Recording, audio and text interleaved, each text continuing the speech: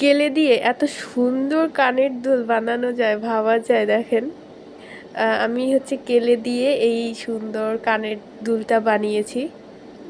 দেখেন কত কিউট হয়েছে এই দুলটা। আমার কাছে তো বেশ বেশ বেশ ভালো লাগতেছে।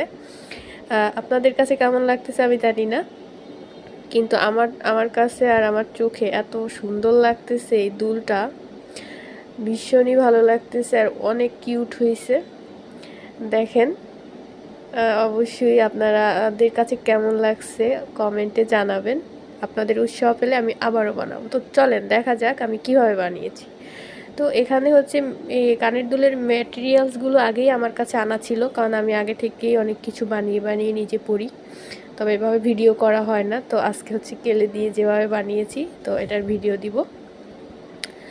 সো এই হচ্ছে আমি এই ফুলগুলো আগেই বানিয়ে নিয়েছিলাম, বানিয়ে শুকাইছি ফুলগুলো, ফুল এবং পাতা। তো এই যে হচ্ছে আমার কানের দুলটা প্রায় কিছুটা রেডি হয়েছে।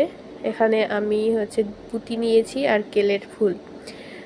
তো হচ্ছে শুধু কানের দুলের ফুল বানিয়েছি। এখন হচ্ছে একটু ঝুলমি ঝুলমি না দিলে কি হয়, কানের দুলে একটু ঝুলমি থাকলে ভালোই লাগে, একটু নড়াচড়া করে বেশ ভালো লাগে। তো হচ্ছে এটা গাম দিয়ে লাগিয়ে দিব।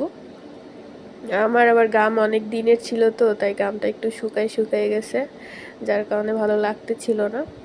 তো যাই হোক, আমার দুল বানালো কমপ্লিট। কত কিউট হয়েছে দেখেন, দুইটা দুলই অনেক সুন্দর হয়েছে। তো জানাবেন কমেন্ট করে কেমন লাগতেছিল আমার এই দুলটা। আমার কাছে বেশ ভালো লাগতেছিল।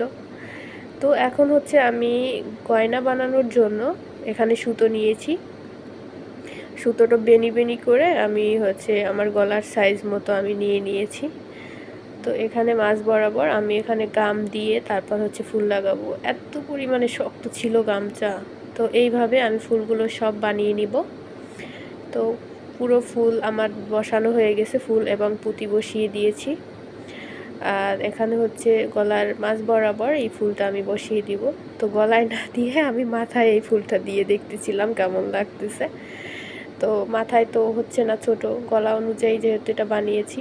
তো ফাইনালি এই যে আমার বানানো মাথার টিকলি এবং কানের দুল, তারপরে হচ্ছে গলারটা। দেখেন কত কিউট হয়েছে, তাই না? আমার কাছে কিন্তু খুবই কিউট লাগতেছে, কিন্তু আপনাদের কাছে কেমন লাগতেছে অবশ্যই জানাবেন। আপনাদের উৎসাহ